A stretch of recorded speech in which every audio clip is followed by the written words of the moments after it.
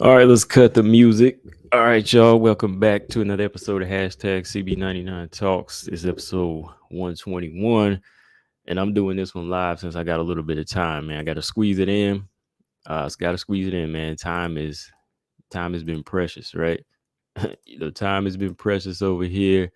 Been having to take care of business, work, life, but still been sitting back watching fights. So I said, you know what, I gotta jump on here, man. It's been like a week. Been almost a week since we did a show like this, man. But yeah, man, I'm here. I'm here. Yeah, I'm live. So don't think I'm pre-recorded. If you got to say something, I'll probably answer you back real quick. So yeah, I'm in here. But yeah, man. Yeah, it's already Thursday too, man. And I wanted to talk about some of this other stuff from past weekend, but I want to talk about these fights coming up. Um, but I like to mess around and rub it in when it comes to this Jennifer Maia Casey O'Neill fight. So I had to come back on here and talk about it. It's been like what, a few days since I did a video on it, right? So I got to do that, man. But yeah, the reason I wanted to do this stream too right now is because while it's fresh in my mind, I want to talk I want to talk about levels, man. Like, when I talk about levels in these fighters, I'm not trying to disrespect, you know what I mean? Like, I'm not trying to put down a fighter's abilities or put down what a fighter's capable of. But, let's be honest, like once you compare one fighter to another, you're gonna see some differences, right? It's just being honest. Like, especially if you see one that goes higher in the rankings versus another that is below the ranking, they're below that fighter with more skills. We can always argue and say, okay, they might have came into to the UFC at the same time, but I think there's always room for argument to say we can all see who looks better, right? Like the eye test doesn't work all the time, but I think it's obvious when you see one fighter that has it together more so than another. Um, it's not age. I know it's not age, but it is like fighter age, like not the actual person's age that makes a fighter better, but it depends on who's actually been doing it longer and actually gaining more experience from it and accomplishing more. You know what I mean? The fighter that knows how to carry themselves. So that's really what I'm going to talk about throughout some of these fights, man. Because in no way do I hate a certain fighter. You know what I mean? Like I don't hate any of these fighters. Like it's just obvious sometimes when you see one, you just honestly say, "Hey, this person needs work. This person's still young. They're still green." I mean, um, you don't get hit in the face this many times if you really are the next big thing. You know what I mean? Like, or if you do, you know how to adapt to the situation on the fly and take away a weapon or something. You know what I mean? Like that's what it is. Like I'm not hating on fighters when I say, "Hey, this person ain't ready yet," because I'd rather see that person get ready than go in there and get clowned and get knocked out of the rankings. You know what I mean? Um, Mojo, what's up? Marcus Bell, mm. Saint, what's up, man? Big Soldier.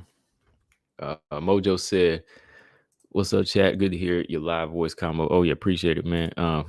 Marcus is still going back and forth on who I'm going to pick between Lee and Macy. Brian Williams, what's up? He said he's mostly listening because he's at work. Yeah, get that work in. I'm gonna be doing that later. But yeah, I'm with you, Marcus, which I'm gonna talk about here in a minute because I'm kind of like it's kind of like the Maya O'Neal fight a little bit, but Lee's a little bit different than Maya. Some reason she'll come up short even on the lowest level. Mojo said Casey takes some good punches with her face. The older they are, the more punches she takes. Right, right. Mm-hmm. I mean, yeah, it's not like that's just what we see, right? It's not saying anything bad. It's just like if you say a fighter's a terrible fighter, okay, that's a rude comment, or it could have some backup to it. But what you say is true because we've seen it in the last couple fights, right? That's why she lost this most recent fight.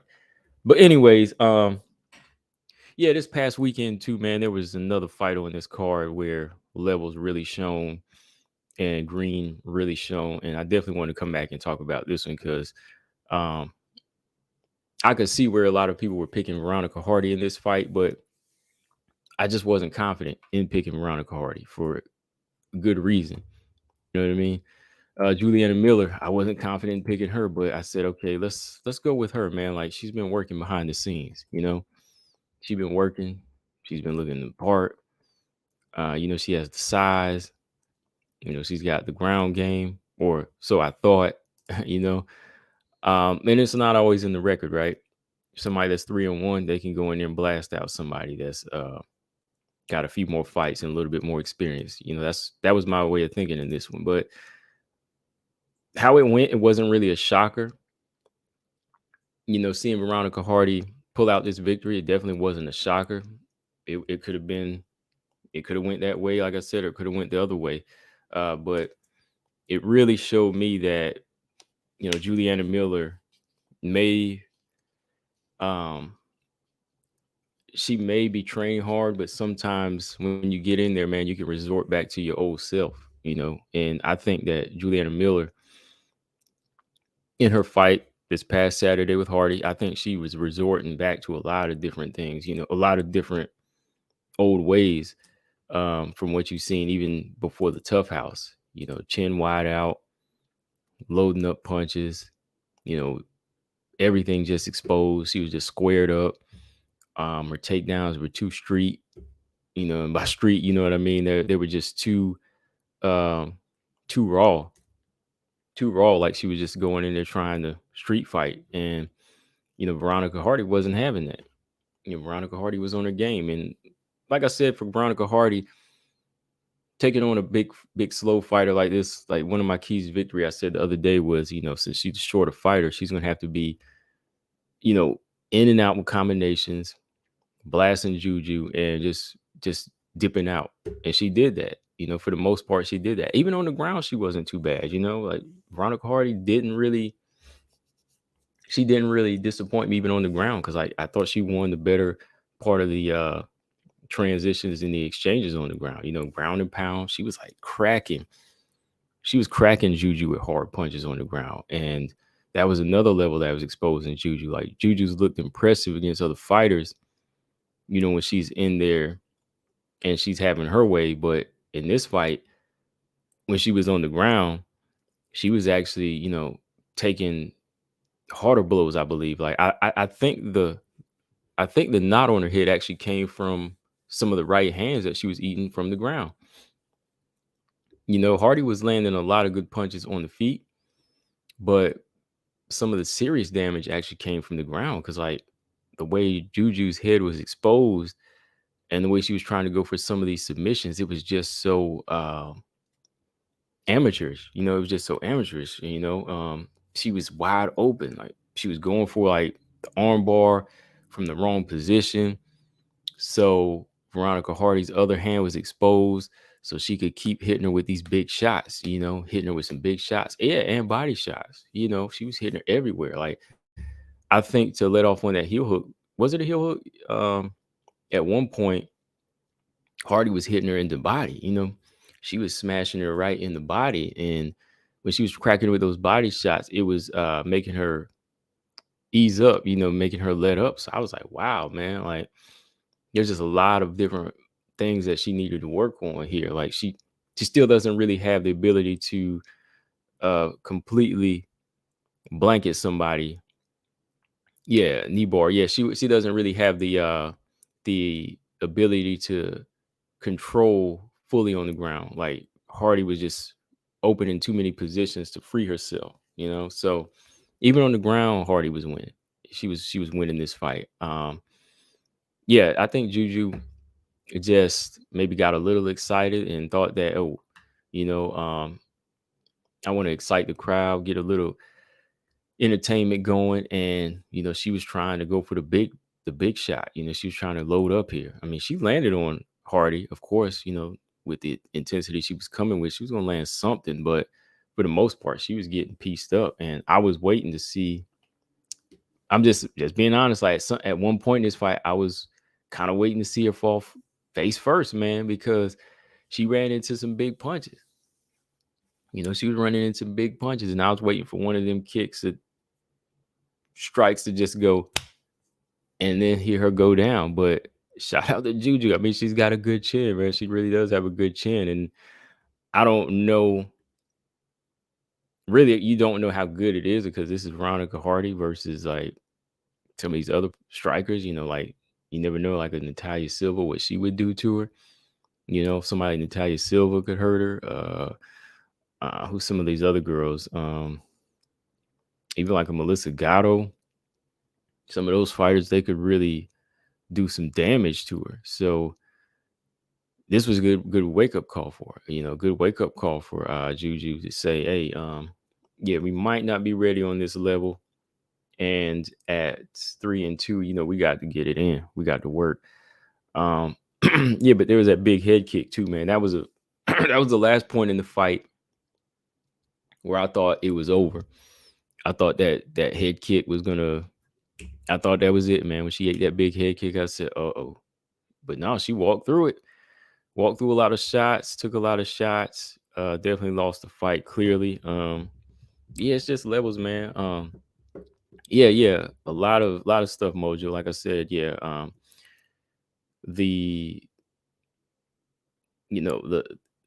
the lack of stalking, the lack of cutting the cage off, not really timing Hardy. She was trying, like I said, just to go in and pull off these street moves, but she wasn't really timing Hardy. She wasn't really timing Hardy. There should have been came a point where she should have said, okay, let me find Hardy's rhythm. Let me find what Veronica Hardy's doing next, and then start slamming this jab into her chest. You know what I mean? Start slamming that jab, making her run into it. But she just started chasing too much. So there was that. No real commitment to striking. It was just a lot of wild winging shots that Hardy, a good taekwondoer, good striker, she's going to see these shots coming and just dip out. She's just going to move and being squared up. Hardy was having fun with that. And then, yeah, like, I think that's another thing too. Like, once you can't get it going, your confidence goes low.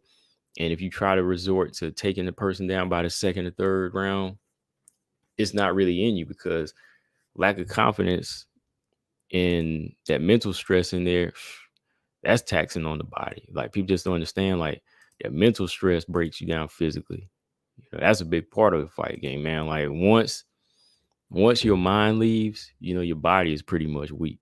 Your body's pretty much weak and gonna say, I don't have it anymore, or whatever we do is not gonna work. So let's just make it to the end. You know what I mean? Like, let's just get out of here. And that's kind of what you saw in Juju. I thought she would be strong enough to take Hardy down at some point, but after getting cracked so many times and just falling behind, nothing was working.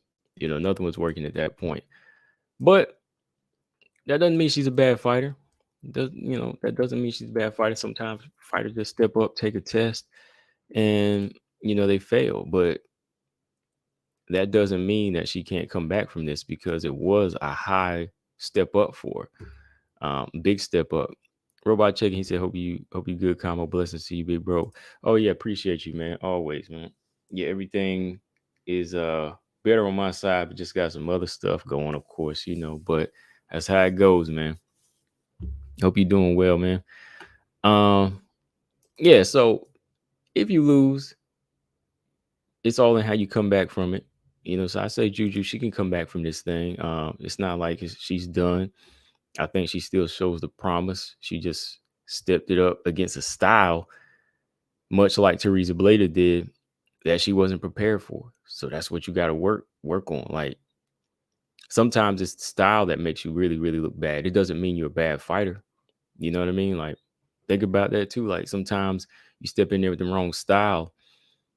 It doesn't really mean that this person doesn't have it or they can't grow from this. But no, it just means that they have to go back and learn how to fight strikers like this.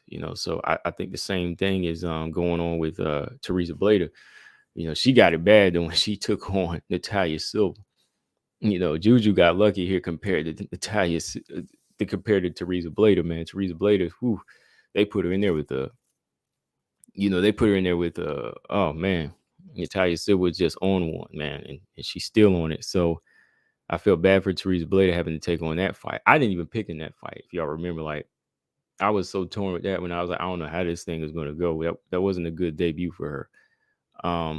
But I think they were trying to give Juju a good fight where she could take somebody on that was coming off a 3-year layoff, and they thought that was something she could capitalize on. But nah, man, even then, that it ain't gonna work like that. So she got to get it in, man. She got to work on her timing and her length, better use of that. Honestly, man, I think she needed to link back up with Juliana Pena, man. Like, I think Juju needs somebody like Juliana Pena in her corner, man. Juliana Pena would seem to kind of give her some good confidence and somebody that can wrestle. Juliana Pena can definitely help her with that wrestling, man. Like, she can help her tighten up big time, and even just her basic straight punches. So, yeah, I think it's all there, man. She just got to stop resorting to this old way of being, too scrappy and street, because it didn't work, man. It did not work for her in this fight. Because, yeah, I was looking at this fight again, and I was just like, man, like, she was taking some big blows in this fight. Show good heart, but man, they can only do so much. You know what I mean? What was the other fight on this card? Oh yeah, JoJo.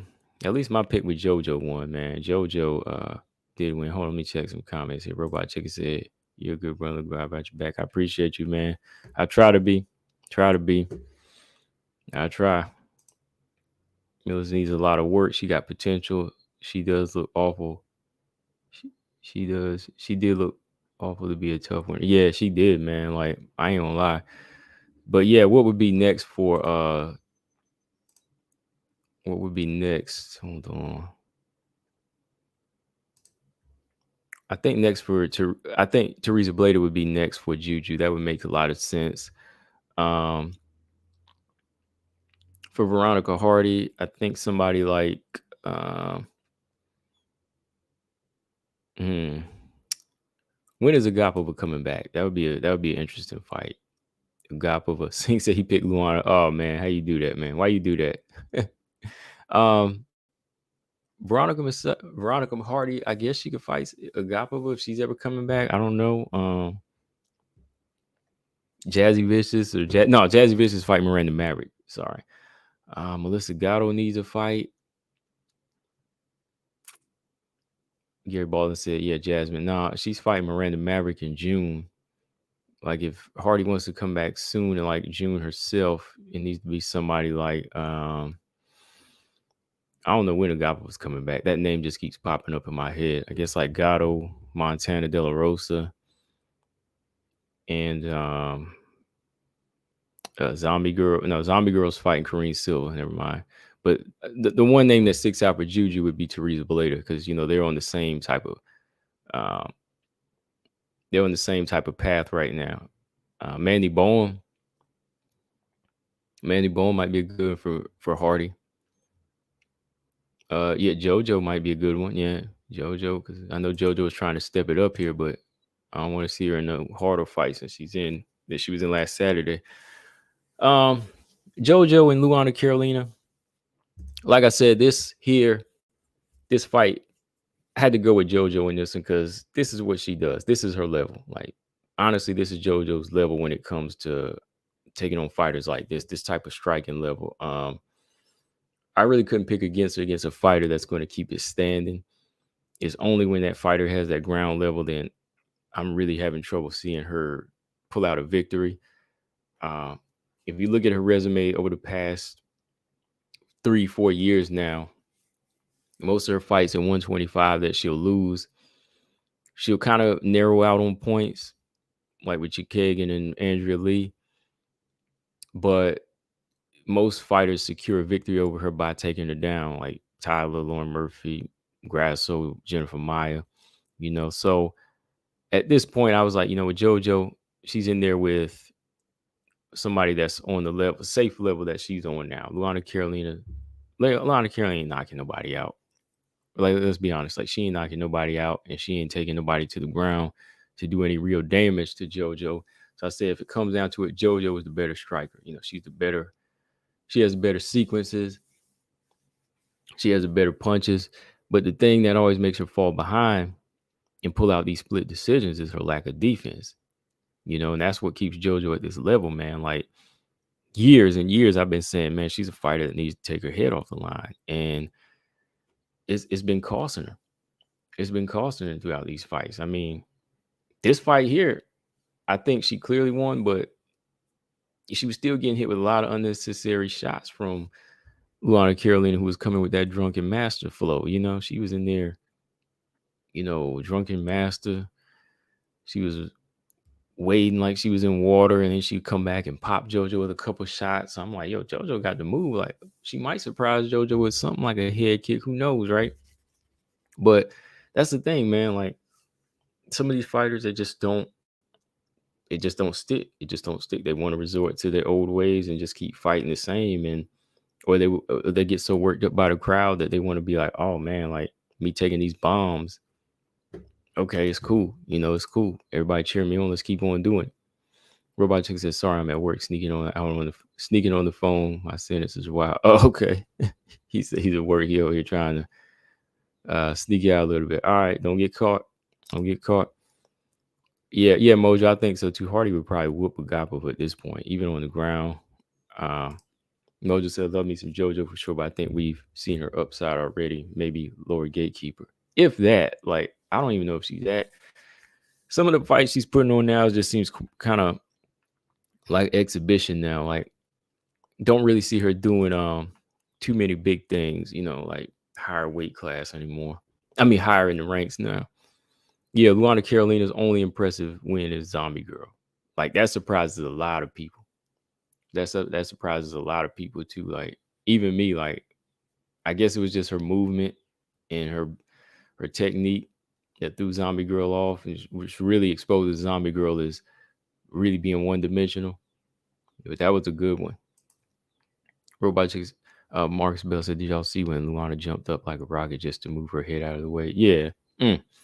Yeah, this was an awkward fight though, man. Like, but that's why I said, like, JoJo, she was gonna win this one because her skill set is built for this. She likes to bang like this, and if you can't really do damage or take her down, she'll just keep on fighting at this pace, and she'll stay in it. Like, that's one thing I'll say about JoJo. She never really had like a bad gas tank. Girl can take a shot too. Luana Carolina though, I mean, this is what we've expected from her. Like, since she came in, she had some okay wins like Zombie Girl, but seeing her get blasted out by Molly McCann just shows you like she's a fighter down that level that just can't get past being bullied or really imposing her style. Like, because there's no power there's no real strength. She's got height and length, but she doesn't really use it to her full advantage. So both of these fighters right now, and well, at least JoJo had got into the top 10, but at this point, I don't think she'll get there again. I know she wants to fight Lauren Murphy in a rematch, which if she won, yeah, would put her back there. But I think that'd be a dangerous place for JoJo right now. I mean, right or wrong. Like, if JoJo was to fight Lauren Murphy now and take her spot, if she beat Lauren Murphy, which I don't think she can right now. If she did, though, that put her in that dangerous spot. Then they would match her up with somebody like Macy Barber, Casey O'Neill, Vivian Arujo, and all them girls right there. They can take you down. They can take you down. They'll take you down if you have zero takedown defense at this point. So I think JoJo's in a safer place now. I know she wants to retire in another 2 years, maybe a year or two. So I think she should just fight it out what she's doing now. Fighting fighters on the lower level, like Luana Carolina's a good one. Montana. I wouldn't even suggest putting her in there with the dangerous girls that's coming up. Like, I wouldn't even put her in there with Miranda Maverick at this point, or Natalia Silver. Any of those girls, Melissa Gatto, I wouldn't put her in there. Corinne Silva. Maybe she can fight Priscilla Cachoeira, win or lose against Corinne Silva. That's a good fight. JoJo versus Cachoeira is a good fight. Y'all know that's a good fight. Win or lose for Cachoeira, she needs to match up with JoJo next. That's a good one there. You know that one's gonna be a banger. I mean, I hope JoJo can withstand that power at this point, but that's probably the level that she's on right now, where I think she could still uh pull out a win with what dog she has in her. That's the thing about JoJo. She has dog. Yep. I was gonna say that too. JoJo versus Meatball. JoJo versus Meatball is a good fight. Meatball, Cachoeira, Montana, any of those fighters on that level that are kind of safe for her and to just finish out her contract and get money. Yeah, yeah, like Mojo said, money. Fighting in the UK, whatever. That's a big fight for both of them. You know, well, with the backing that Molly McCann has, you throw JoJo in there too. Everybody will tune into that, right? Overseas, so they could make something of that. Oh, Gabriela Fernandez versus JoJo. That's a good one. I would do that. Yeah, Gabriela Fernandez needs a needs a fight that could boost her up, but Gabriela Fernandez might have trouble in that one too because she didn't really have much of a ground game. Who knows? JoJo might wind up taking her down in that fight, right? Yeah, JoJo's up there now. She's 37. Been 37 now. Oops, shut that alarm off. Gabriella said, I read somewhere that Whaley's return date is July. Yeah, I heard about that. On her Instagram. On her Instagram, she said next title defense is in July. So, that's always good news. And, that's expected. That's expected. That's about the perfect turnaround time for her. JoJo should retire. Honestly, Molly might stop her. Ooh, you think so? I wonder how many more fights she got on her contract. She's the type to fight out her contract and go out like that. So I'm with you on that, man. Like she probably should retire because I'd hate to see her get hurt. But if we were just picking names for her, we just picking people on her level. Like I said, Miranda's not a good fight for her. Gatto's not a good fight for her. Karine Silva's not a good fight for her. Natalia Silva's not a good fight for her. Yeah, Fernandez is good. McCann, Cachoeira, De La Rosa, Boehm, those names are more better for her, I think, at this point. Even Cachoeira, I'm kind of pushing it, man. Antonina, yeah. I know somebody said Antonina, yeah. Antonina versus JoJo, that'd be an interesting fight. I mean, if Antonina's ever coming back, I've been seeing Antonina up there flying high, so she's in there flying planes. So you know what I mean? Like, I don't know if she's on her way back, but yeah, Antonina might be a good fight. That's a good one. I could see her win. I could see JoJo winning that fight. That's a good one. That's about the only Shevchenko she could get on her resume at this point. You know what I mean? Like 3 years ago, she could have had that title shot, but that's the only Shevchenko I could see her getting a W over. Much like who else? Andrea Lee, Caitlin Chikagan. They all got their W over that Shevchenko, but hey, that's not a bad fight. But that's what it is, man. That's what I'm saying. I'm just looking at levels here. Like some fighters, you just know they're not going to step up to a certain point anymore. So you just kind of look at where you would have them fit in. And I like to play matchmaker sometimes. Like I know when a fighter has to retire sometimes, but I can't help but play matchmaker and say, you know what? If you want to keep fighting, how about you take on this person? Let's be honest, because you're not getting back to the top 15. And we don't want to see you get hurt because we talk about Lauren Murphy and Viviane Araújo, like how they kind of regressed and how they're losing to like the bigger girl, the big thick top girls now, like Amanda Ebos and Grasso. But let's be honest, Araújo is still a danger to JoJo. Even Lauren Murphy, she already got a victory over, right? Fighters like that are still dangerous. So there's still enough in Lauren and Araújo to be a test for the girls on the come up, like Casey O'Neill. But JoJo, 37 years old, she's definitely seen better days, and she hasn't really evolved since then, in my opinion. So good win for JoJo. Like I said, that was just her style. Yeah, Robot Chicken said right. I'm looking at the matchups, and it doesn't look good for JoJo. It really don't, because no, it really don't. Yeah, I mentioned that earlier, Gabby. That's a good fight. Juju and Teresa, O'Neal and Vivian Arujo. But yeah, let's talk about that fight. Let's talk about this fight. All right. So who all picked Casey O'Neal? Like, I was kind of giving Casey O'Neal a chance because of the way Jennifer Maia, she'll come up short, but I said I can't do it, man. I said I can't do it. I gotta go with Jennifer Maia in this fight. No. I said I can't do it.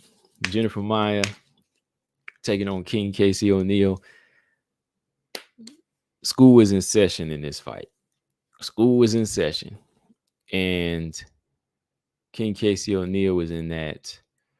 She was in that algebra 2 class without passing pre-algebra. I'm not trying to pick, you know what I mean? Like, they placed her in algebra 2 or algebra 3 without her completing pre-algebra. And it showed. She was trying, she was sweating, she was studying, she was cramming in there, but she didn't have the tools to pass, man. She didn't have the tools to pass in this fight. She tried. She got an A for effort. All right. She got an A for effort, but she was in the wrong class Saturday night. And I ain't being mean. Like, some people, that's the easiest way to put it. That's the easiest way to put it. I mean, are you supposed to sugarcoat it or not? Like, there was a big level difference here. There was a big level difference here in this fight. Casey O'Neal came with the same game that she left with a year ago, which I'll talk about here in a minute, as far as like, maybe she should have fought down, right? I give her credit for her heart.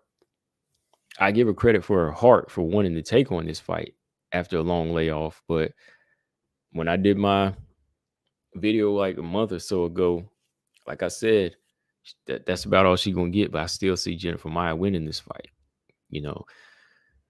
I don't think Casey O'Neal had the skills to do something shocking or do something well improved overnight to win this fight. Versus like somebody, if this was okay, I was just clicking somebody's comment. I just had to open it up. Okay. Yeah, so if this was somebody like Aaron Blanchfield, yeah, it probably might have been a hard fight, but I think Aaron would have won the fight. And I know people disagree and say, oh, no, Jennifer Maia got skills to beat both of them. And I'm like, no, man, like, they're two different fighters. There's two different fighters. Like, Aaron Blanchfield, you see the growth in her. You see the improvements in her as a fighter, like more so than Casey. Like, I never see Aaron fight the same way. I mean, of course, she has a style, but I see Aaron changing and improving in every fight. Casey, on the other hand, like, when I saw how she fought Roxy and it never changed, I was thinking to myself, it's really going to be hard to beat a fighter like Jennifer Maia. She beat a veteran that was on her way out. Roxy had already planned on retiring when this fight was announced, right? She was already done.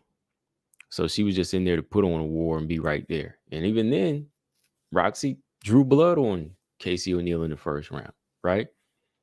Roxy drew blood on Casey O'Neal in the first round of their fight. So that showed me right there, okay, like Casey O'Neal's in here trying to bang, but is she trying to completely dominate? There's a difference. She showed the toughness, but did she really go in there and dominate? No, she didn't, right? Santos did, or Rujo did when they beat Roxy. So with Casey coming with that type of energy, I was like, I think she might come in here with the same energy against Jennifer Maia. And that's what she did. That's what she did. The thing about Jennifer Maia is always hard to pick her because, yes, sometimes she won't get right to that level where she knows she can be, because she has all these tools. But in this fight, I said, I don't think she's gonna play this game, And I remember because I watched that Marina Moreau fight. And that fight, I said, okay, Jennifer Maia still has the skills. Like, Jennifer Maia still has the skills to show up this low level of fighters. She still has more than enough to get her through these fights. Her equations are too tough for Casey O'Neal. Casey O'Neal couldn't solve them on the fly. Mojo said I had Maya and the student got schooled by the teacher. Exactly. That's the way it's supposed to be, right? You the teacher, You supposed to own them. You supposed to you put them to the test. That's what it is. Gary said he didn't pick in this fight. Mark said he picked Maia by gathering information from her last fight. Exactly. Yeah, when I look back at that last one, I was like, you know what, Marina Moreau is just too much right now. Like, no, not too much. Marina Moreau is too much on that level, like Casey O'Neill, where I was like, she ain't gonna be too much. Maya's got this. Maya's got this. So, and again, it's no shame in it. It's no damn. There's no shame in it. You know, Casey O'Neill just got a wake up call and said, okay, what wasn't working this time will probably need to be changed, and we can't take this same approach anymore. Like, but to me, that should have been established before the fight, honestly, because what works against Roxy is not going to work against Jennifer Maia, right? So that should tell you right there. Sorry, I'm eating something.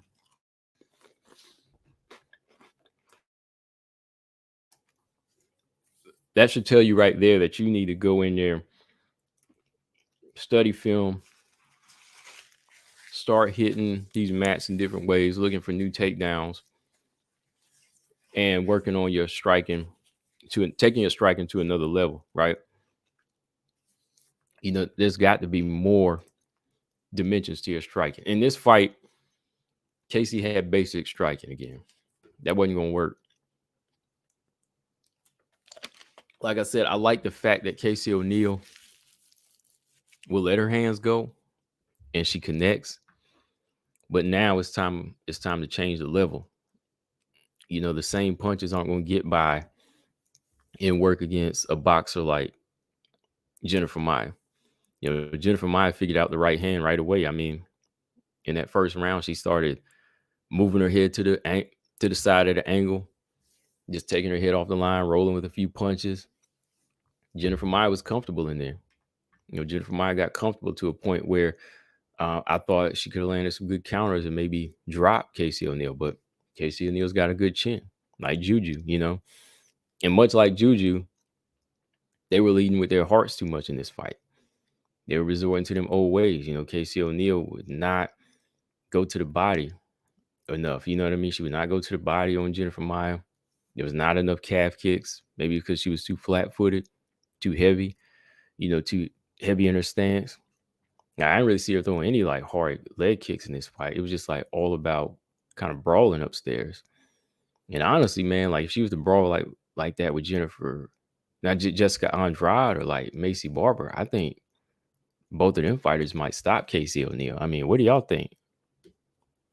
Like the approach she took in this fight, even if it was somebody that was limited, like Jennifer Maia was more of a skilled fighter than some of these other girls, right? So Jennifer Maia's more on technique, and she's gonna be piecing you up and taking you apart. But imagine if Casey O'Neill took this approach with like Macy Barber or somebody. Macy Barber or Jessica Andrade probably would have stopped her because that's how wide open she was in this fight. You know, they don't play with their power. Like Macy Barber, she see your head wide open like that, she gonna club you. That's why I'm just looking at these different scenarios. You can't come in there with the same approach. You know, you can't come in there with the same approach. And this approach was too similar to her past few fights. Even with the takedowns, like I didn't really see her go for what we thought she would have done, like try to be rough and take her to the ground. Again, like I said before this fight, or before this video, before today, I've already said this. I thought that after the fight, Casey O'Neill, they were a little bit too respectful of Jennifer Maia's ground game. And maybe that's why she was oiled up. That's the thing, right? Jennifer Maia said she was oiled up. I want to talk about that a little bit. Like, what do y'all think, man? Just Jennifer Maia said she was oiled up in this fight. You know, she was oiled up, so it was hard to take her down. It was almost like they were avoiding takedowns. Gabby said Moreau wants O'Neill next. That's not a bad fight. That's not a bad fight. That's a good one. Yeah, Casey better not fight any elite fighters. Maia versus Barber next. I think if Barber wins her fight, yeah. Mojo said, I'm not bashing O'Neal. She's tough, but needs to get some head movement and defense. Yeah, that's her problem, man. Like, and you got to be a little bit more sneaky with takedowns in this fight. If you want to take it to the ground, like apparently, like I said, I don't think she wanted to, man, because why would you come in that oiled up or that greased up? Let me pull this up on Twitter. Hold on. Because I saved the picture, but let's see here. Okay, yeah, looking at her Twitter here, she said, dang, you won, girl. Now you got to make up lies because your wrestling wasn't good. Just take the win and move on. It won't happen next time we fight. Okay. So, me, I think Jennifer Maia was just being honest. You know, they said she claimed she was very greased up and oily. She said, I know it was not just sweat. Like, yeah, Jennifer Maia would know the difference between sweat at this point. And you never really heard Jennifer Maia make claims like this. Like, if she was having trouble taking her down, then maybe it was something. Maybe she was like, wow, this girl's oily. Like, everybody knows, like, the sweat comes down to the point, the sweat and the blood. Well, blood can come at any point in the fight. That's when it's harder to, take somebody down, to get them in a submission that's slippery. The sweat doesn't really come into like the third round or so, but like this first and second, like, there's opportunities for that. But if she was feeling it as early as that, maybe she was oiled up. Because Casey O'Neill keeps saying she just wasn't good at wrestling. I spent months improving my takedown defense. In the third round, like her takedown defense was good. Like she was improved in that. Like, but I don't know if it was that. Now that Jennifer Maia brings it up, right? I don't know. Like I said, Jennifer Maia is not really one to just lie like that. You never hear her making crazy excuses like that. Maybe she just felt it was that type of situation. She came in oiled up. And I thought maybe so too, because maybe they were trying to avoid going to the ground because they know she's a black belt. And I was wondering why Casey O'Neill never went for takedowns. It was almost like they wanted to keep it standing in this fight. Casey O'Neill, I thought she might want to go to the ground. And that's all I'm saying. Like, you see levels here. Like, somebody like Casey O'Neill, you see her be this ball of energy and this type of pressure. You see her go after these girls on the lower level, and she's taking them down. She's ground and pound and so on. But when it stepped up here, it was almost non-existent. She was just resorted to brawling. But again, I must say it. You remember when Manon fought her, like Manon showed you that she can pin up Jennifer Maia. She was stronger. She clinched her up on the cage a few times and took her down 2 times. So fighters like that, they're showing you a different level. And that's what I'm saying. Like, it's obvious. Like, you can tell when one fighter is better than another, or when a fighter shows more promise than another. Because Manon would get underhooks on Jennifer Maia, and you could see them go back and forth a couple of times in the clinch, but Manon reversed her, pinned her up, and she was able to break a few times. Like, she showed who the stronger fighter was and the way she was able to take her down. Even Caitlin Chikagan took Jennifer Maia down, so you just see like different levels here. Like, they know how to get certain positions and capitalize off a mistake, right? So Chikagan, Manon, those fighters, they won because they had more to their game. They're just in better places right now. Like, sure, one day maybe Casey O'Neill could surpass Chikagan, right? Maybe one day. It's possible. Anything is possible. But right now, it's obvious like those fighters at the top are better. They're there for a reason, because they are better. They're just better fighters. That's why there's a ranking system. I know the rankings don't always work, but that's why there's rankings. You can obviously see it, right? But that's what it is, man. I just think Casey O'Neill, she looked too much of like she did this before she left, which is over a year ago. Too squared up as well. Heads on the line. Didn't really go for, takedowns. Her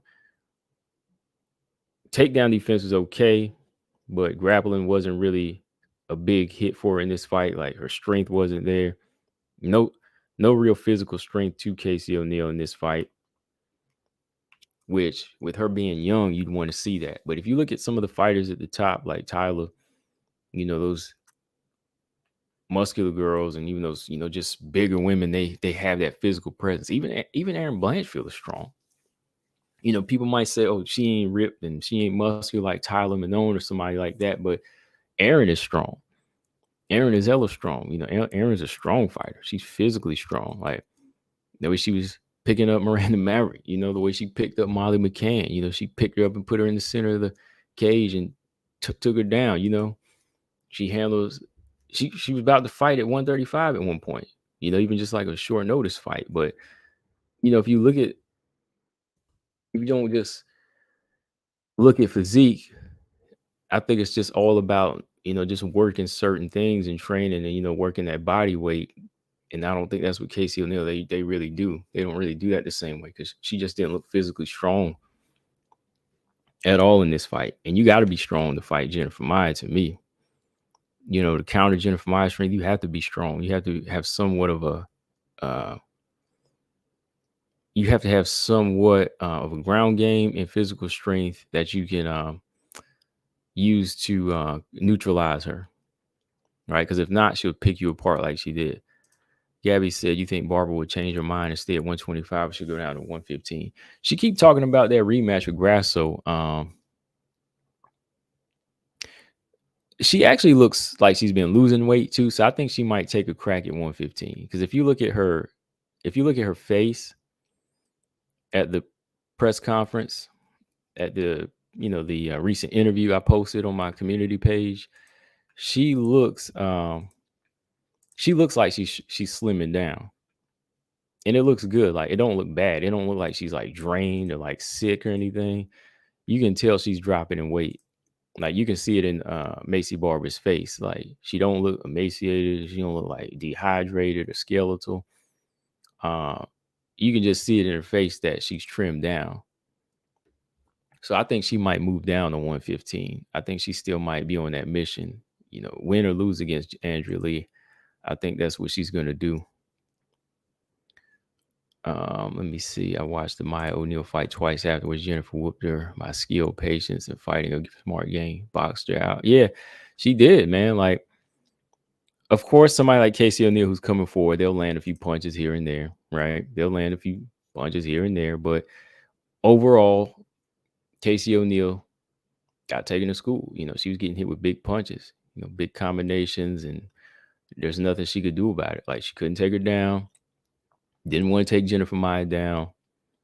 And, that's what I'm talking about, levels, man. There's obvious levels. Just because two fighters come into the UFC don't mean they're on the same level all the time. You know what I mean? Like, sometimes you pick one, sometimes you pick another, but just to kind of fill the gaps up. But it's obvious sometimes you see one and say, okay, this fighter, you can tell, has promise.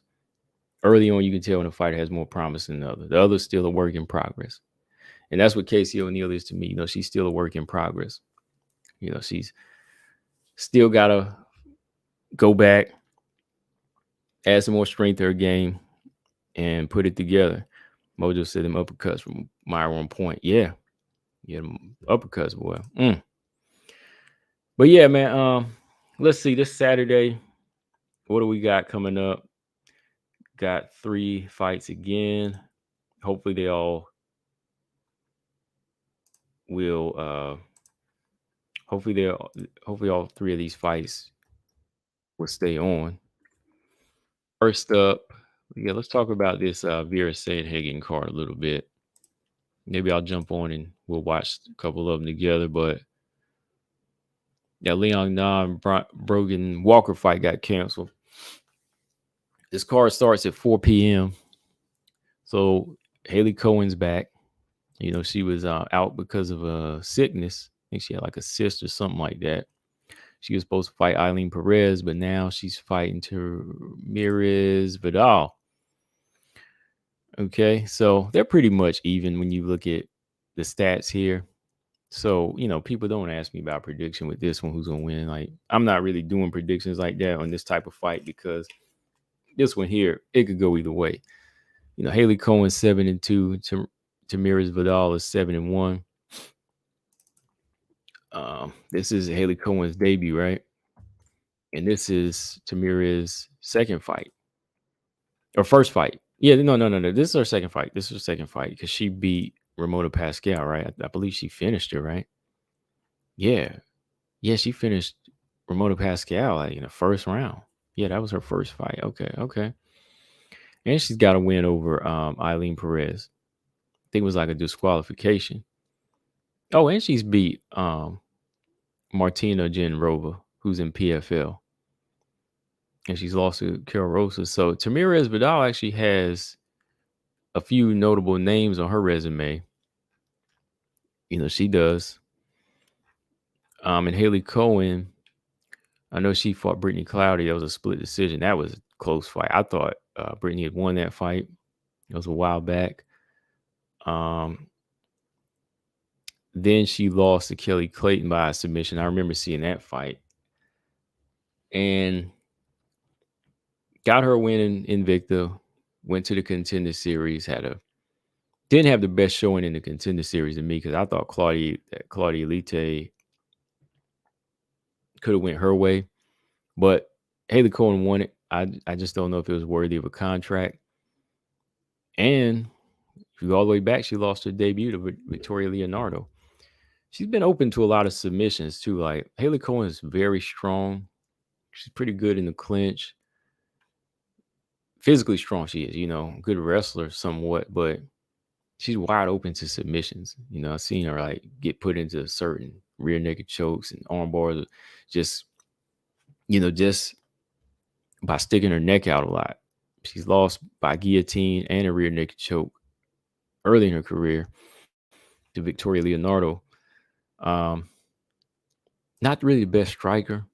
I think Tamires Vidal has better hands somewhat. I think she's a little bit more tougher and she's a little bit more elusive and lets her shots go. So it should be an interesting fight. I like I said, I don't really see like one person really outclassing the other in this, but Haley Cohen's a big fighter. She's 5'8", like a 70-inch reach. She's wide. Tamires Vidal, a little bit more stockier, a little bit shorter, but she's got some power. She's got some power. And I think she got a few more names on her resume too. They both fought for LFA and they've been in and out of there. But I just think that Tamires Vidal has a little bit more, just a little bit more dimension to her. Just a little bit more dimension. I think I'm going to pick Vidal in this fight. I'm going to pick Tamires Vidal in this fight. Will it go to distance? I could see it ending in a submission Vidal's way. I could, or like a stoppage. But we'll see. We'll see if Cohen uses that strength to pin her up on her back or something, or just kind of neutralize on the cage. There might be boring moments like that now because, Cohen, she's a clinch fighter like that. So expect some moments like that in this fight. All right. Who else is on this card? We got, oh yeah. Not really looking forward to the co-main event like I am this fight. Andrea Lee and Macy Barber. I'm more so looking forward to this fight than I am Holly Holm and Yana Kunitskaya. That tells you how bad the bantamweight division. Well, that tells you how hot the flyweight division is right now. Pretty much, it tells you how much we're looking forward to flyweight fights than we are bantamweight fights at this point. I like this one too because this is a fight that Macy Barber asked for. Macy Barber said, "Yo, let me get a fight with Andrea Lee," and I was like, "Yeah, that's a good fight." She's calling out a good name. She ain't trying to jump too high up or be delusional. She called for a good name, so I said, "Oh yeah, they should do that." And I think Casey O'Neill tried to call for it. I think she did, but they didn't do that. It didn't work out that way. So they made it this way. I thought this was a better matchup here. This is what Macy Barber needs to really test her skills at this point. She's beat Montana. She beat Jessica I. Both of them fighters are most most recently. And if she wants to prove that skills are on another level, then you got to take on somebody like Andrea Lee. You know, one thing about Andrea Lee, I can always say is, she has a lot of good skills, but just comes up short way too much, way too much. And I think that's what cost her, like, that's what put her on a 3-fight losing streak at one point. That's what put her on a 3-fight losing streak. She's just coming up short in these fights. It wasn't like she was getting beat up, dominated, but there's a point in these fights where she'll stop. And it's like she won't put it together anymore. Like, she can't make the right adjustment in that situation. She'll just not go on not just completely turn off, but Andrea Lee kind of goes on like autopilot or something. It just goes through the motions. Because I think I picked her to beat Roxy in the second fight, but no, Roxy took her to school again. She stayed in it. She was in the fight. She was much more committed. Even on the ground, Andrea Lee just kind of fell apart there. Now, the Lauren Murphy fight, I think Andrea Lee did edge out. I will say that because I did a video on that a while back. I did a video on that when it came out because the judges were under question at that time. I think Lauren Murphy did get outpointed by Andrea Lee in that fight. Andrea Lee was the one mixing it up with nice body kicks and kickboxing and everything. The JoJo fight was a tight one. But before that, she could always beat like the fighters like Veronica Hardy, Montana. Those are names that she can beat. Calvillo, Antonia Shevchenko. But whenever the fighters step it up in level and they have some grit to them, that's where she comes up short. And that's what makes it hard to pick against Macy Barber, because Macy Barber, she is a tough one. Macy Barber is a tough fighter. And that toughness in the past is what kind of makes Andrea Lee fall short in these fights. When she fought Viviana Araujo, again, Andrea Lee's skills matched up with Viviana Araujo, maybe even a little bit more. But she comes up short in there. She gets out wrestled in that fight, eats some big shots, starts getting just busted up in that one. She was in it for the moment, but she still let Araujo overwhelm her at times in that fight. So I don't know, man. Like, I want to say this is like Maia, Casey O'Neill, but I think Maia is a little bit more dependable than Andrea Lee is. And it's obvious. It is. If you compare Maia and Andrea Lee, they both have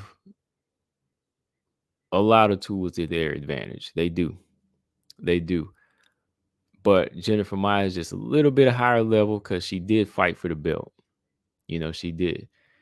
And she beat fighters that Andrea Lee couldn't beat. You know what I mean? Like, she beat fighters that Andrea Lee couldn't beat. So they're both like similar in that fashion, but Maia, I think she will commit a little bit more. And people could see Maia actually getting back into the mix at some point.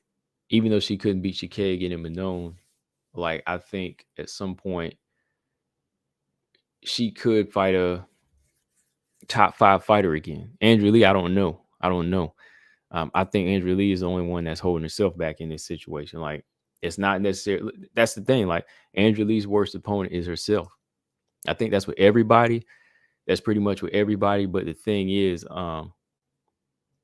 Andrea Lee has the skills to beat a lot of these girls, but she's beating herself because she's not stepping it up here. She had moments where she could have beat Araujo clearly.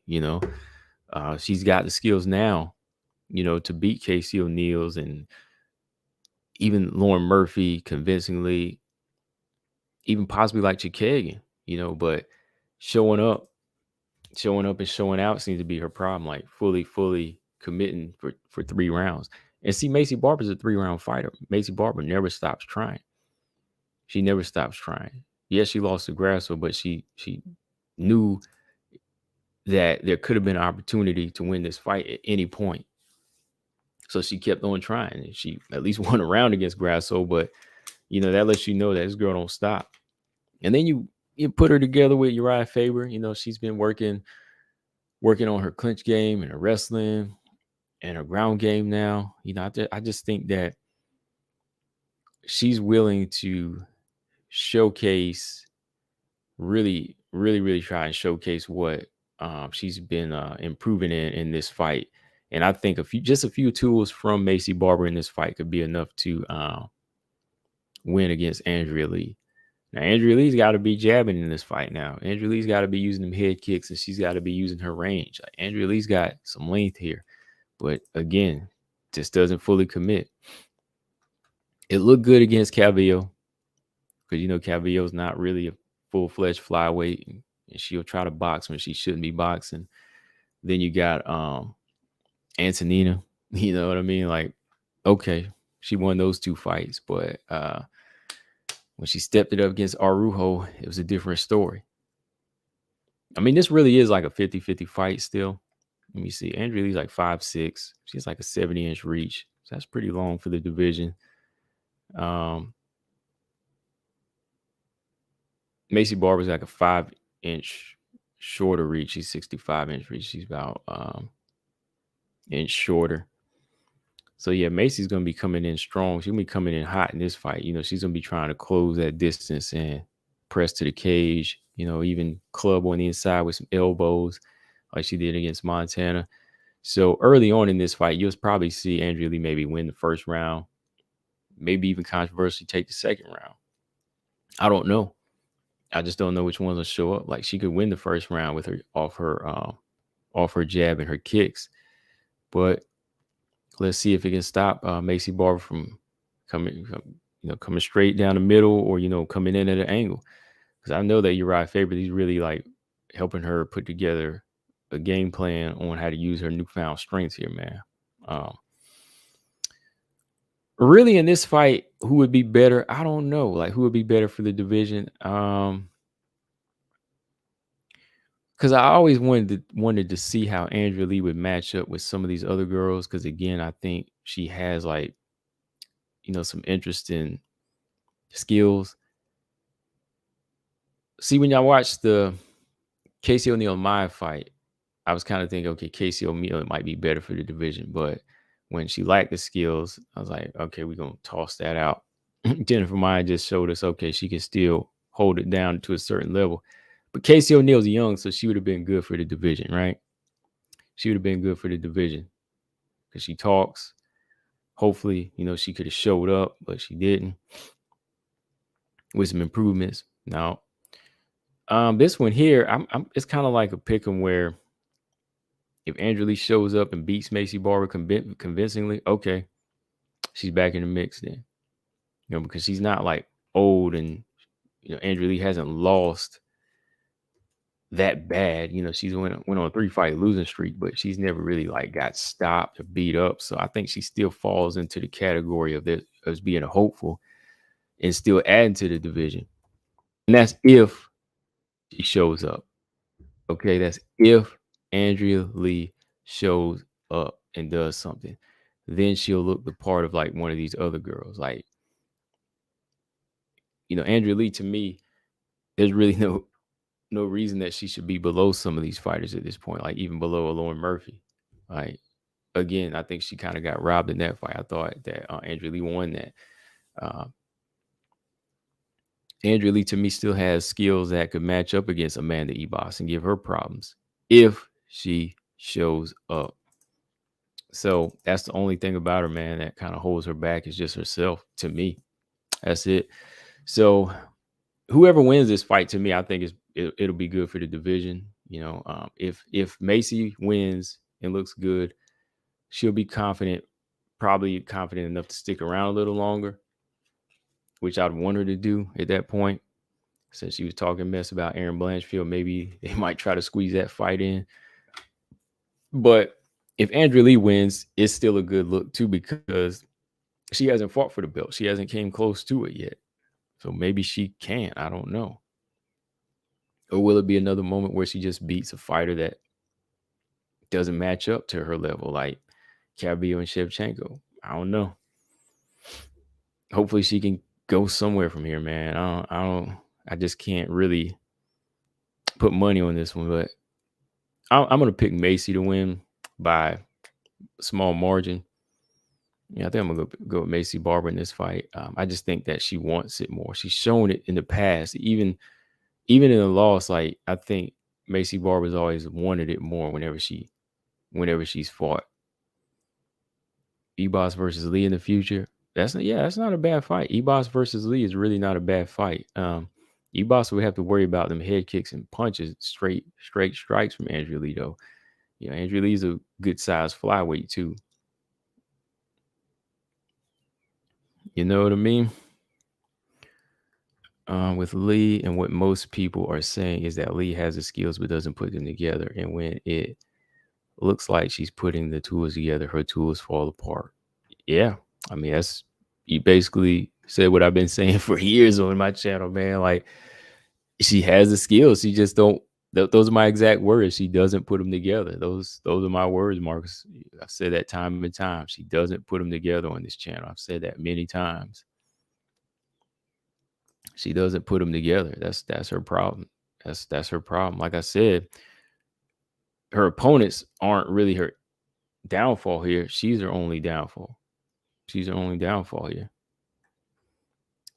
Jackson said Furo is now in the UFC 4. Okay.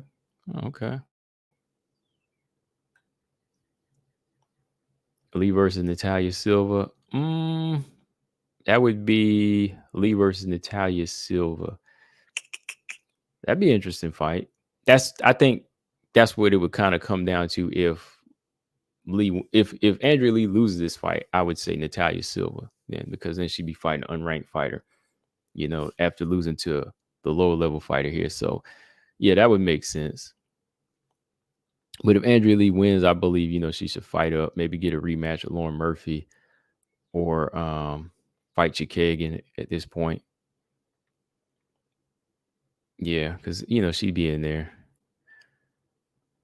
Lee versus Manon. Yeah, I have to go with Manon. Manon is just Manon fights way harder than her. And I think she's just too strong for. I don't think Andrea Lee beats any of them top three, like Aaron, Tyler, and Manon at all. Like, I think she'd be stronger too as far as in her wrestling. Chanel Dyer has a fight book. Oh, okay, she'll be back next month at flyweight. Chanel Dyer is gonna be that next. She's gonna be that next era coming in, maybe in the UFC one day. Hopefully, if she can make it, you know. I mean, she's only 1-0 right now, but she's gonna be part of that era. Hopefully, at some point, you know, maybe she'll go over to Invicta and fight too. So we'll see. Robot Chicken said Lee versus Bellator. She might actually see the belt there. She might actually win a belt in Bellator. But then again, Liz Carmouche is a champion. So wait a minute, is Liz Carmouche still a champion? Yeah, she is a champion, right? Ain't nothing happened yet. Deanna Bennett's fighting for the belt. Yeah. Who knows? Liz Carmouche might beat her. Yeah, Liz Carmouche might beat her. I don't see that then. Yeah, Chikagan, I think, outpoints Lee too. I think overwhelming. Can be overwhelming. Lee versus Molly. That'd be kind of a step down big time for Lee. I will say that. I think there's still some good top 15 fights for her.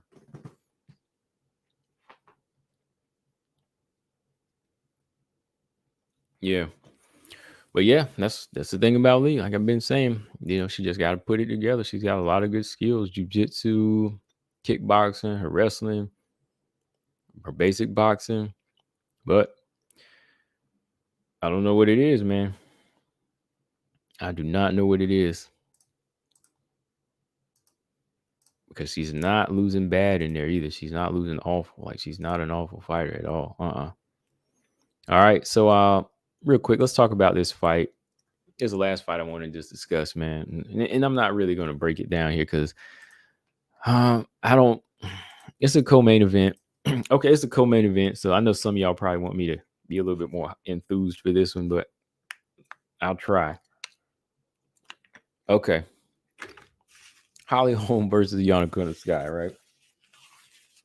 I know a lot of y'all been waiting for this fight, so I got to talk about it just a little bit. So Holly is finally coming. I won't say finally coming back because she did just fight. Let me pull up her resume here. When did she fight Caitlin Berry? Oh, almost a year ago. Yeah. So she's coming back after almost 10 months off. And before that, she was on a long layoff before she had beat, when she beat Irene Aldana. And Holly Holm is back on that path to get another title shot, right? So they want to match her up against somebody like Caitlin Vieira, former training partner, who, or Yana Sky, right? Yana Santos now. They want to match up against Yana Santos, who is got a similar resume, right? They're both 14-6. The thing is, Yana hasn't hasn't fought as many elite fighters. I mean, she has fought a few like Cyborg, but she hasn't fought as many as Holly. They got the same resume. Uh, really, really for me, I know that Yana is 33. She's about 8 years younger than Holly Holm. But I still think Holly still has a style that could give Yana some trouble in this fight. I think that this is kind of one of those situations where I know you, you know me, and it all comes down to who's got the ability to make that change in this fight and execute it. But I think Yana Santos, she has been making some improvements. She's not a small woman either. She's a big bantamweight. You know, um, at times she can have her moments on the outside, but it's really her clinch game and her takedown game that makes her more of a threat against Holly. But again, even on Holly's level, I think Holly's wrestling has been getting a little bit better. Even to take down some of these longer strikers like Irene, and even control some of these clinchers like Rocky. So really at this point, man, it's just kind of a pick and fight for me. I'm not really ecstatic or looking forward to this one because, like I said, the bantamweight division doesn't really offer like a big selection. A lot of these fights, we've seen before. Of course, we haven't seen this fight before, but we've seen these two fight many of the other fighters before, and especially for Holly, at 41 and ranked number 3, we're kind of wondering where this leads for her now. You kind of wondering where this leads now, especially with her signing a 6-fight deal. Now, like I said, might not fight all 6 fights, but it kind of makes you wonder, like, just when is she going to get that title shot again? And I don't want to see her go in there and get hurt. Like, I don't want to see her go in there against Amanda Nunes and get hurt at this point. But it's almost inevitable, man, because, she speaks with that mind. Like, hey, I see John Jones, you see Tom Brady, and all these people with that mindset to win, and it keeps it going. I just think the difference with John Jones and them is that they are making the right changes. Like, even John Jones, you see him working with Cejudo now. He's right, improving in different areas. Like, I still think Holly has trouble stepping out of the box. Like, Holly's gotten a little bit better with her wrestling and her ground game, but even sometimes with her striking, like it's too much of the same in every fight. And again, like, this ain't lying or this ain't just like an opinion. I mean, it's showing because the losses on her resume. Like, the much better strikers, they'll figure her out or they'll time her, and they'll start to land clean on her. They'll start to figure her out in a matter of a round or two. You know, but looking at this fight, I think this is going to be one of these situations where it could be like a sparring session, or it could be a fight where if one knows the other's weakness, they might capitalize on it and really show out. Like, sometimes that's how it is when fighters are in the same gym. They might say, oh, okay, I'm gonna go easy on them in the gym because they're like the money maker, they're the champ, or they're that high level contender. But I know some I know some weaknesses in them. I'm just not going to expose them now. But in a fight, they can do that. I've seen that in boxing where guys, they might take a fight with a former sparring partner, and that former sparring partner might try to expose them in a real fight. They save it. So that could be the situation here in this type of fight. I'm gonna lean towards Holly in this one. I mean, I don't know if that's such a good pick though, because Holly, she looks good physically. But like I said, on the inside, you never know what is ticking in the fighter. Like, she has looked slower. Her punches have looked a lot slower. She has slowed down a bit too. It's not really the outside that counts in these fights. Like, she looks good physically, but how is she gonna show up in the fight? And Yana Santos isn't a small fighter. She's a big fighter. She's a big clinch fighter, and she's younger. I really wouldn't be surprised if Yana won this fight, though, man. I really wouldn't be. But we'll watch it. We'll call it. I'm gonna try to jump on and call this fight with y'all. But I'm gonna lean towards Holly in this fight just because I rock with Holly. I always liked her as a fighter, even in boxing. Gabby said Dakota Chief is fighting this week. Oh yeah, that's right. Her original opponent had pulled out, I believe, too. Robot Chicks have to come hold Holm versus Yon shouldn't be. Oh, I have to come clean. It should be co-main event. No, it really shouldn't, man. Mojo said Holly will make it a drawn out ugly fight against Yana. Yeah. Or vice versa, right? You might see her laying Yana trying to lay on Holly throughout this fight. Oh, Slide of Mine in the building. He said, "Yo, it's been a little bit, man. What's going on, man? It's been a little bit since that big upset, right? Been a few weeks. Man. Make sure y'all hit that like button too. I'm about to get up out of here pretty soon, but I've been on about an hour and 20, so I wanted to go ahead and jump on today on an odd hour show because I didn't have time to do it at 7 on Tuesday. Right? I know that's usually my original time, but my original time has been kind of goofed up again. So hopefully I'm back on that schedule by next week or the week after. But I still want to jump on and do these lives, Ernest said, how in the world does Holly have 6 more fights? And I don't know. Like I said, I don't even think she's going to fight them all. But it's a way just to secure, like, if she's to retire, she can come back and still fight for him, Mojo said, I'll say she peaked against Ronda, and that was a bit ago. Yeah, that was a good, 8 years ago now? 2015, right? Into 2015? Yeah, that was that was in the very beginning, man. Yeah, that was, no, 2016. 2016. No. It's 2015. It was 2015. It was 2015. Almost 8 years ago now. 8 years ago, and let's be real, like, she's gotten title shots, but style wise, she's never come close to getting that belt again. That's what's crazy about it, right? She's never come close to getting that belt again. Wow. Never at all, man. Never at all. That's why it makes you say, yeah, man, like 8 years ago, she was what? 33, same age Yana Sky is now. She was primed and ready to go. Since then, she's lost just a lot of the elite fighters. Still fighting. And she's back again, man. She just wants to try again. But I mean, I can't knock her, but I mean, I hate to see her just do this to herself. Sometimes there's a point you gotta know when to stop. You gotta know your level, right?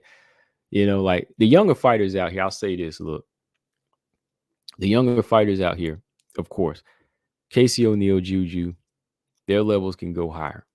Only if they change. Holly, after about 8 years now, and she still hasn't really like come close to getting that belt or even touching it again. At 41, and I'm not just saying the age here, I'm saying the age and experience combined. You have to know like your level at that point. You really do. And I know fighting is her love, but you just have to say, hey, this is it at this point. You're not gonna get any higher. And at the age of 41, there's nothing wrong with admitting that, right? I mean, this ain't like making a movie or writing a book, those type of things. Yeah, you could do that forever. This is fighting. Fight game is different. The fight game is different. There's a point where you have to come to realization, or you might get seriously injured. You know, this ain't something where you can just say, "Oh, well, this movie sucked that we made. I'll come back and produce another movie that's a little bit better."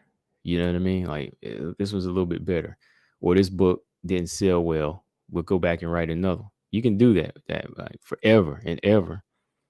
But with fight game, there comes a point that you have to say, "Hey, we gotta throw our chips in. This is it. We gotta throw the gloves in. This is it." You know. Hopefully, some realization happens on Saturday. I don't want to see Holly get hurt. I want to see her win, but maybe she'll come to some type of realization and say, "Okay, I ain't feeling like myself. Mm, maybe this ain't for me anymore." Lafayette, what's going on? Side of mine said, just wanted to drop in and say, what's up? I have to head out. My whole body is sore, man, and it isn't fun. I'm stuck laying here like a zombie, weak and can't do anything. It isn't fun, man. Oh man, hope you feel better, man. Ooh, whole body sore. Is it sore from training, or are you sick, under the weather? Either way, hope you feeling better, man. Sage, what's going on? I'm about to roll up out of here myself. J Ball said, who do you guys have for the Barber Lee bout? I think I'm gonna go with Barber by an edge. I think Barber's improving enough, and I think she wants it more. Is Barber still moving down in weight? That looks like the plan. I mean, when you look at her physique and her face right now, she's definitely looking like she's trimming down, and she's looking a little bit more ripped too. I don't know. Yeah, I really don't know about putting a bet on that one. I ain't gonna lie, man. Like, this ain't a safe bet right here. I really don't know who's gonna show up. John Baker, what's up? He said Lee 60-40 unless Lee's declined since the last fight. Right. You got 60-40. I got a little closer than that. Must have got 50-50. Because really, they both beat about the same level of fighters, and they both kind of come up short against the elite fighters. Thing is, Lee just has a few more skills, but even then, that's a little bit sad because then she'll you know, won't show up. Holly has to go for the knockout. She's got to use those legs. Yeah. And that's the thing about her legs at this point, too, that she really have it like that. Like she's looking a little bit slower.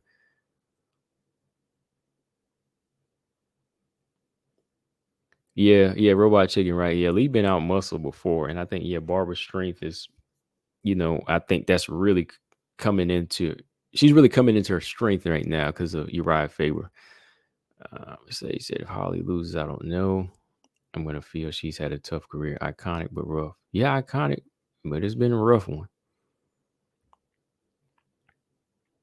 Yeah, Macy's relentless. That's what I'm telling you, J Ball. Like, I'm not telling you who to pick, but I'm picking Macy, by an edge here. I think Macy, even with the tools that Macy has, she has enough to commit and make it work longer than Lee sometimes. Like Lee has a lot, but like I said, she just don't put them together.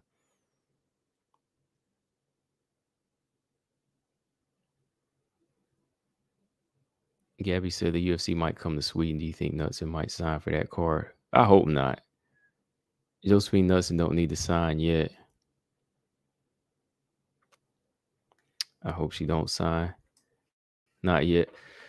But yeah, let me see. I got about 3 more minutes here, y'all, and I'm about to bounce up out of here. What else we got going on this weekend? That's pretty much it, right? I think Bellator is next week. What Kat Zingano and Leah McCourt's next week. Mm. Yeah, I got some nothing in here. Hold on. Barber's going anywhere. Aaron's not. He said Barber's going anywhere. Aaron's not. Who you guys have for Yana versus Holm bout? I think I'm gonna go with Holly Holm in that fight.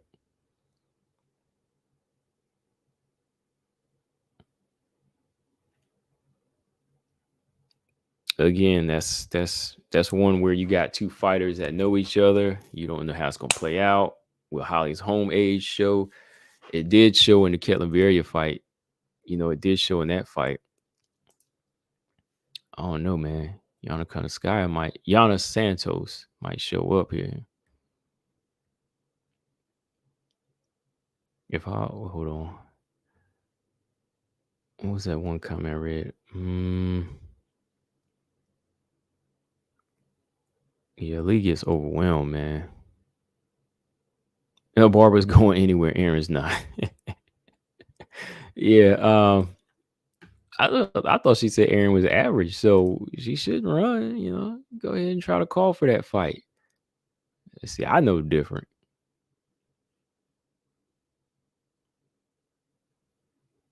I know different, man. I know that Aaron is on another level. Been calling that. Like, that's the one thing, even like with Macy, I couldn't really say that about her when she hit the scene. I needed to see more from her. I wasn't seeing it like that with Aaron. Aaron's on a different level. Holly's starting to look bad in her age, definitely starting to show, but Yana's just a frantic mess in the cage. I mean, you said it best, J Ball. That's the thing. Like, I can't pick Yana in this one 100% sure. Because, yeah.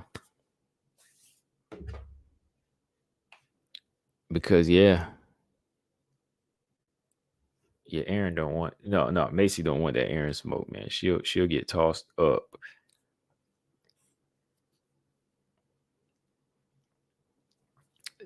That's a good question, Gabby. What's next for the Yana home winner? I kind of think maybe they'll do Holm versus Pena if the money's right. I think that's the only non-title fight that Juliana Pena would take. Like, Juliana Pena wants to go for the belt, but I think she would take that fight. I think she would take that fight. I think she would take a Holly Holm fight because it would mean the main event and more money, possibly. I think she would actually do that fight because they were supposed to do that fight a while back, and maybe she would do that one. So if Holm wins, that might be that fight. If Yana wins, maybe she fights like Rocky Pennington or Irene Aldana, unfortunately, because Amanda Nunes has still not announced her next fight. Or it could be her and Juliana Pena. I don't know. I told you the division is just weird now. Or Panic Kansas. She wants to fight. Panic Kansas is like number 7. Maybe Panic can fight Yana Santos. And that's the thing. Like, everybody, Holly's already fought at the top before. So is she going to go straight for a title shot? Or is she going to fight the same contenders again? Or does she fight down and become food for these younger fighters? It's just a mess now, Gabby. Like, the whole division is just, it's just such a weird mess. Like, anybody Holly fights is like a rerun, and you don't want to see her go down here and like waste fights. I know she don't want to waste time fighting these younger girls who might beat her, like even a Macy Chase on, a Kansas or whatever. I don't know. Yeah, Pena Holm, I could see it. Yeah, like I said, I could see that fight. I think that would be the only non-title fight that she could do. That'd be the only non-title fight. I think Pena would diva down. She would take her diva level down take her diva level down a bit or two for that fight. I think at this point that's what it would be. Oh, appreciate it, Mojo, with the 20 spot. He sent the super sticker. I appreciate you, man. Appreciate you for sending that. Hope everything is still going well for you.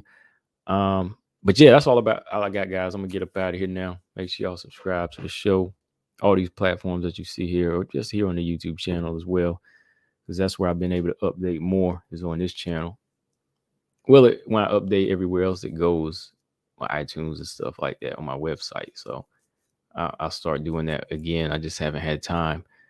But yeah, y'all know what it is, man. It's your favorite WMMA podcast, hopefully, right? I'm about to get up out of here though. Like I said, I'll probably get on tomorrow and we'll call the fights on Saturday too if I have time. And yeah, like I said, I like to kill some time over here with y'all. Have a good conversation. Appreciate you, Mojo, and everybody else. See you later. Like always, Combo Breaker 99. I'm out, Sage. Subscribe. Peace.